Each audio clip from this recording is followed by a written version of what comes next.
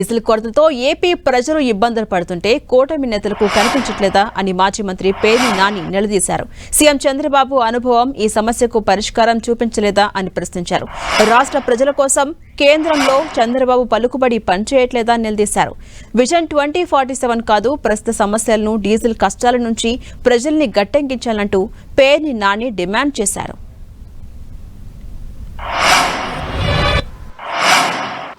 45 ఏళ్ల ఇండస్ట్రీ అని చెప్తాడు ఆయన.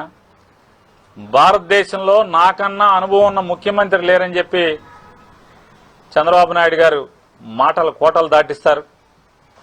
కేంద్ర ప్రభుత్వంతో మాట్లాడలేకపోతున్నారా అంటే ఇవాళ పెట్రోలు డీజిల్కి బారులు తీరితే కేవలం మీకు కనపడేది మోటార్ సైకిల్ క్యూ కనపడుతుందేమో, కానీ ఈ మోటార్ సైకిళ్ళ క్యూ కాకుండా ఈ పెట్రోల్ అగచాట్ల మాటున పేద మధ్యతరగతి వర్గాల బతుకులు నలిగిపోతున్నాయి అనేది, భోజనానికి ఇబ్బంది పడే పరిస్థితులు అనేది నారా చంద్రబాబు నాయుడు గారికి, పవన్ కళ్యాణ్ గారికి స్పృహ లేకపోవటం ఎంత దురదృష్టం ఇది. మరి ఈ రాష్ట్రానికి మీ పలుకుబడి వాడరా?